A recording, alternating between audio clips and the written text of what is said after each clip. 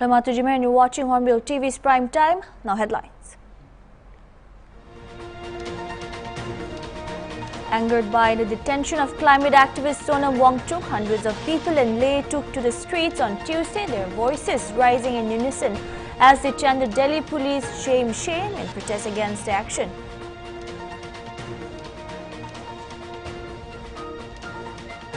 Junior doctors in West Bengal on Tuesday resumed total cease work to press the Mamata Banerjee government on various demands, including ensuring their safety and security at all medical establishments.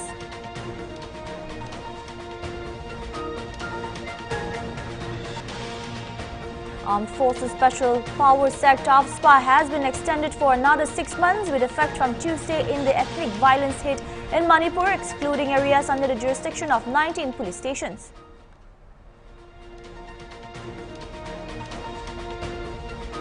Rape convict Gurmeet Ram Rahim Singh is set to walk out of jail again for the 15th time in 4 years ahead of yet another election after the Election Commission approved his parole petition on Monday.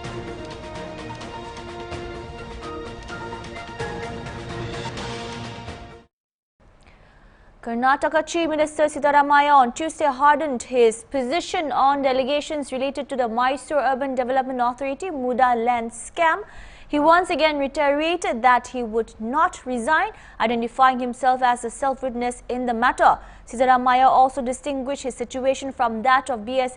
Yediyurappa, stating that the former Chief Minister's case involved land denotification while he was not involved in such matters. He further expressed his intent to address the situation legally, regardless of investigations by the Enforcement Directorate or other entities. He stated that the land in question was gifted to his wife by her brother and that muda had encroached upon it. He explained that his wife requested an alternative site but did not specify Vijayanagara, yet it was allocated to her. He asserted that the situation has escalated into political conflict and stated that the allegations of money laundering are not relevant to his case. He highlighted that his wife's actions were motivated by a desire to avoid controversy.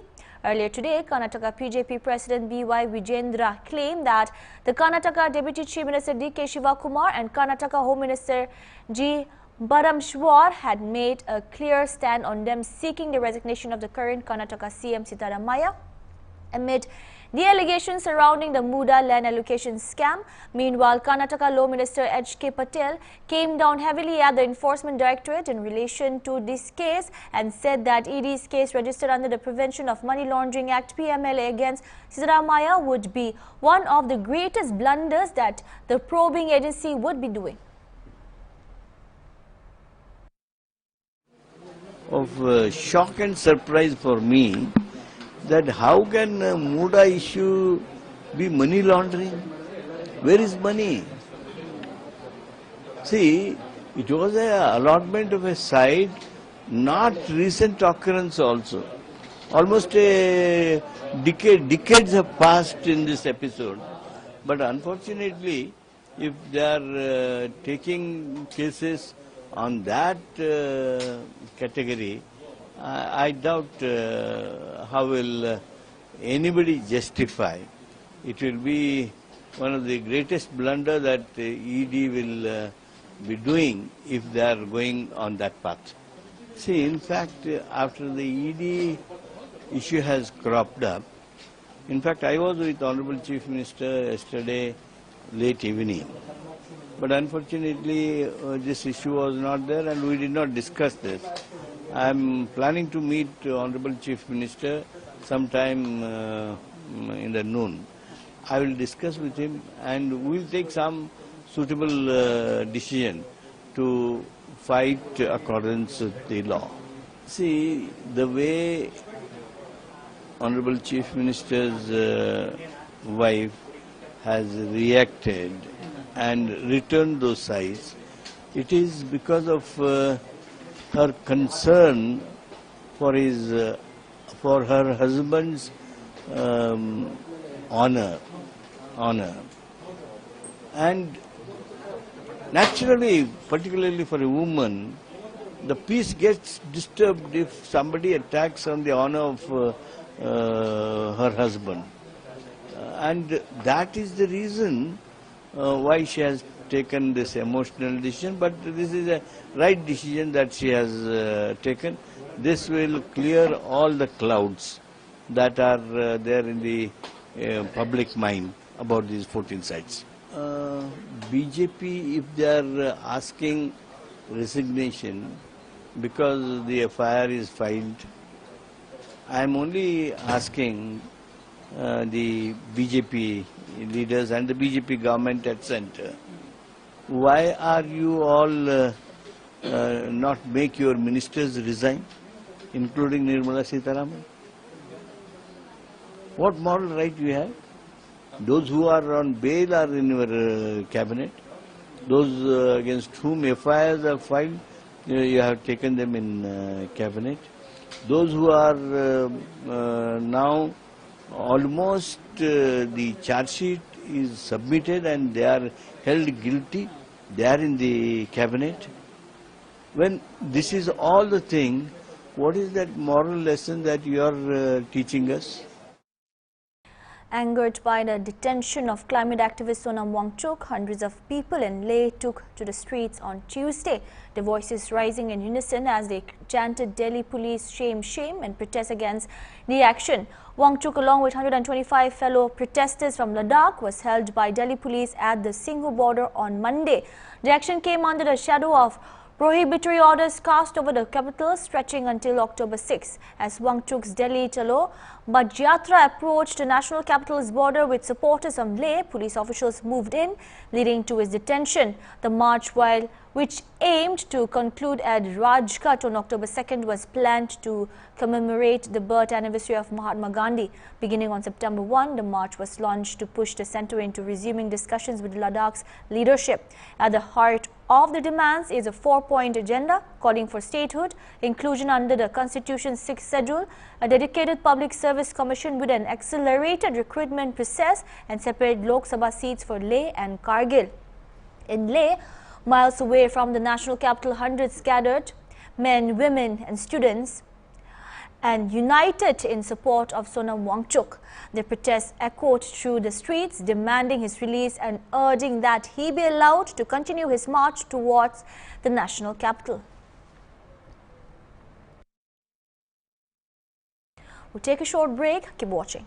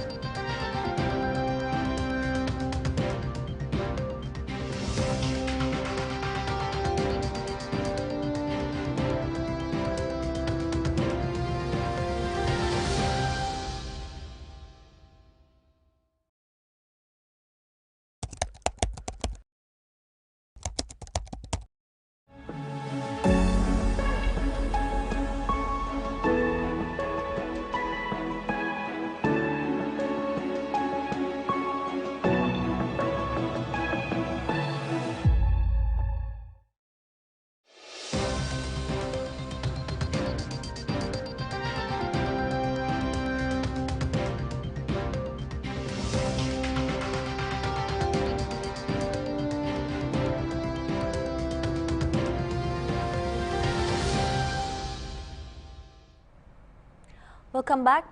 Armed Forces Special Powers Act AFSPA has been extended for another 6 months with effect from Tuesday in the ethnic violence hit in Manipur, excluding areas under the jurisdiction of 19 police stations. In a notification, Commissioner Home and Ashok Kumar said the state government has decided to maintain the status quo, citing violent activities of extremists and insurgents group, the overall law and order situation and the capability of the state machinery. It said the government analyzed the law and order situation and that is not expedient to have a detailed assessment on the ground.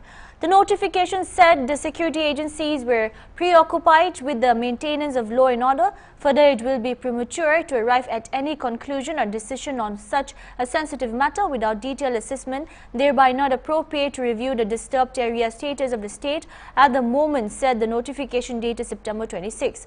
Notification stated that Governor of Manipur is of the opinion that the violent activities of various extremists or insurgents group warrant the use of armed forces in aid of civil administration in the entire Manipur except the areas falling under the jurisdiction of 19 police stations under Imphal, Lamphel, City, Singdame, Sekmai, Lamsang, Patsoi, Wangoy, Purumpat, Hengang, Lamlai, Irilbang, Jiribam, Bishnupur, Nambol, Moirang, Kakching and Tobal. The AFSPA, which has been in effect in Manipur since the early 1980s, is modelled on the colonial era ordinance. It grants special powers to the forces to maintain public order in disturbed areas.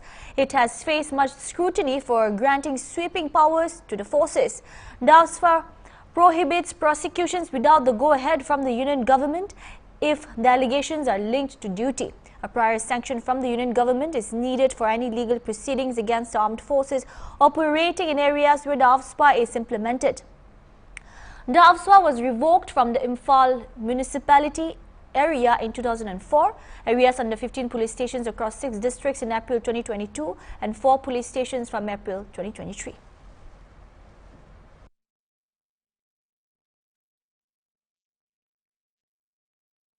Junior doctors in West Bengal on Tuesday resumed total cease work to press the Mamata Banerjee government on various demands, including ensuring their safety and security at all medical establishments, news agency PTR reported. The decision was taken after an 8-hour-long meeting of the junior doctors. They have placed a set of 10 demands related to strengthening hospital security, improving health infrastructure, and putting an end to threat culture and politics in hospitals. The junior doctors had on September 21 rejoined their duties partially at government hospitals after a 42-day protest. They were on a cease work agitation to protest against the rape and murder of an on-duty women doctor at RG Kar Medical College and Hospital in Kolkata on August 9. The announcement comes a day after the Calcutta High Court on Monday allowed a rally to be held in the metropolis by the Joint Platform of Doctors on Tuesday to protest the rape murder of the trainee medic. Disposing of a petition by the JPD, Justice Rajashri Bajmuraj directed that a peaceful rally be held between 5 p.m. and 8 p.m. from College Square in North Kolkata in Rabindra Sadan in the south via Central Avenue and Esplanade.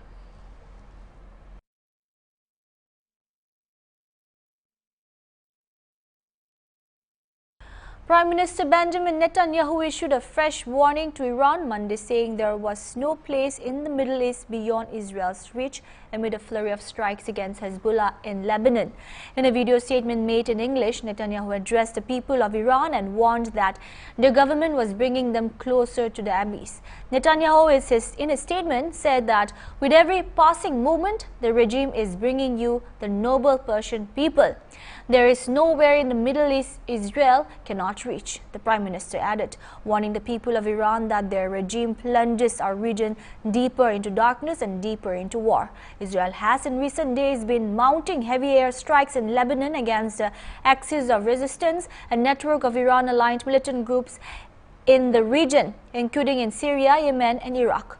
An Israeli strike in Beirut Friday killed Hassan Nasrallah, the head of the Lebanese militant group Hezbollah, which has been armed and financed by the Islamic Republic for years.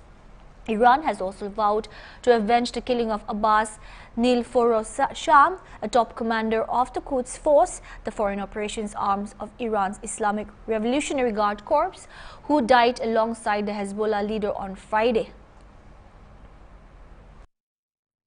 I speak a lot about the leaders of Iran, yet at this pivotal moment, I want to address you, the people of Iran.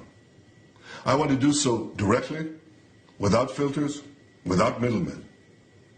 Every day, you see a regime that subjugates you make fiery speeches about defending Lebanon, defending Gaza. Yet every day, that regime plunges our region deeper into darkness and deeper into war. Every day, their puppets are eliminated. Ask Muhammad Def. Ask Nasrallah. There is nowhere in the Middle East Israel cannot reach.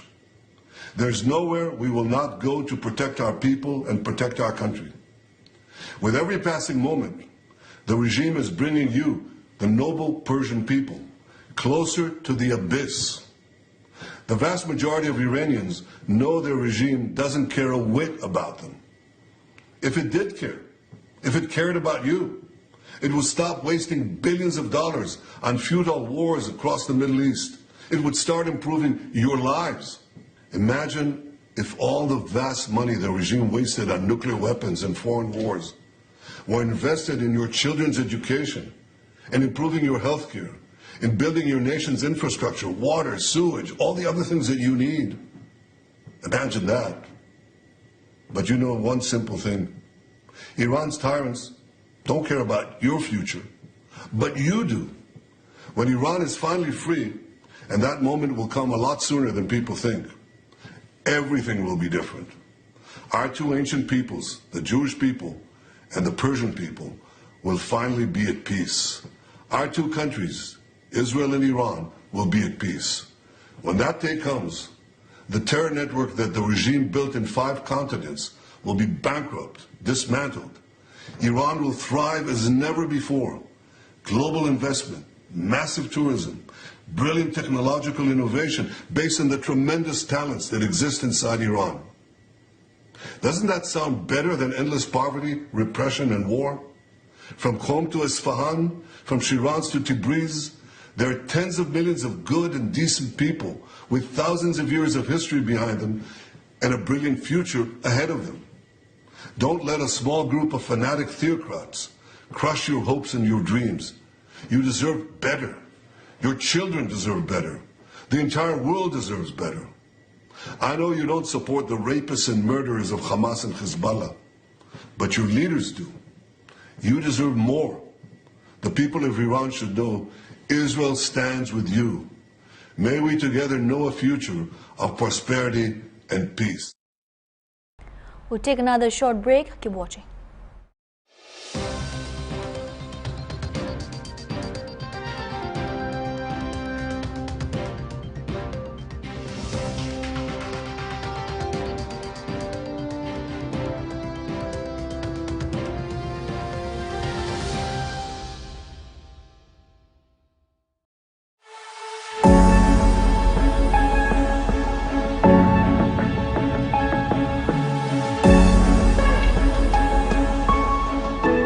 It only takes one prick of a needle to save lives.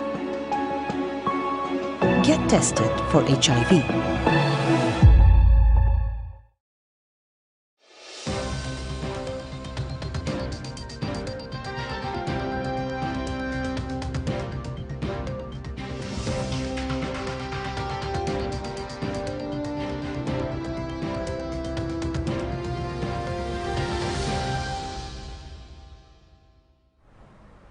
Welcome back.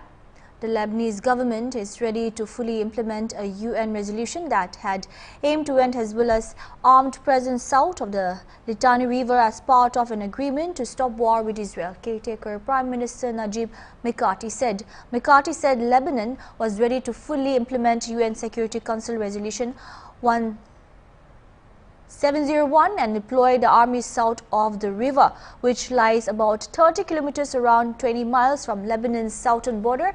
Mikati also said he and House Speaker Nabin Berri had agreed that electing a new president to end a near 2-year vacancy at the top post would only happen after a ceasefire took hold. In comments delivered after the pair met in Beirut, Israeli forces have dealt multiple blows to Hezbollah in a 2-week wave of attacks on targets in Lebanon that has eliminated several commanders. The possibility that Israel's next move might be to send ground troops and tanks over the border is on many minds. Lebanon's health ministry said more than 1,000 Lebanese have been killed and 6,000 wounded in the past 2 weeks, without specifying how many were civilians. 1 million people, a fifth of the population, have fled their homes, the government said.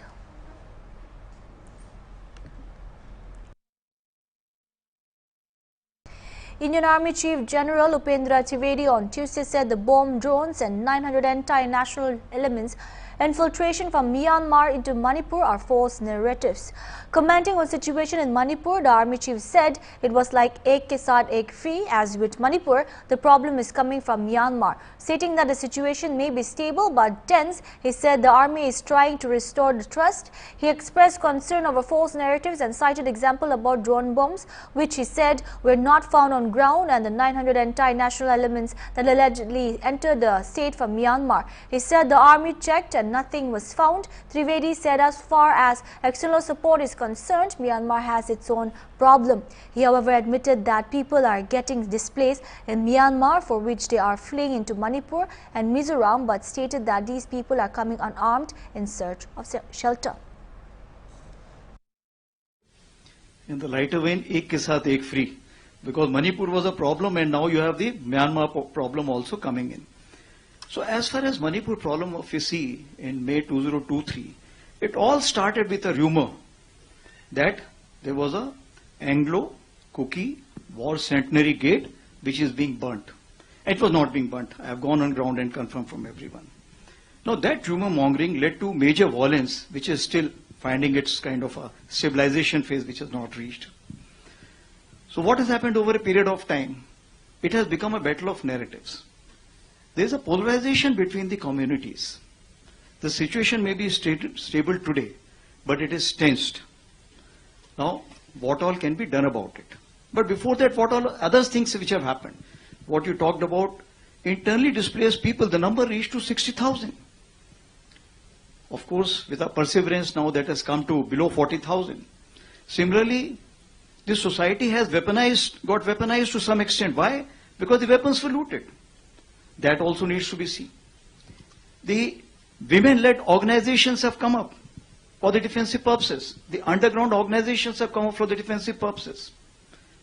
The battle lines are getting hardened. Therefore, what we have done as of now, that firstly we have to be very clear, it has to be whole of nation approach.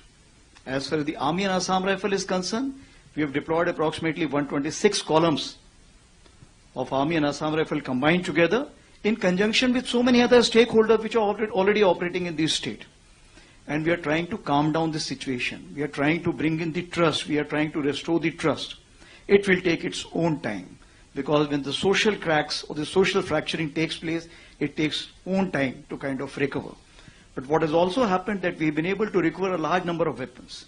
Approximately, if I can say that 25% of weapons have already been recovered, and double the weapon which are of local kind, that also been recovered. I've also gone and met the ex-servicemen, because they are the last bastion of national integration and social harmony. They are advising us how to go about it. We are working closely with them, as well as the central administration, to look into what are the possible lines of effort which we should go ahead in future. If we retrace the history of Manipur, the issue... That's all we have for now. Keep watching Hornbill TV. Good night.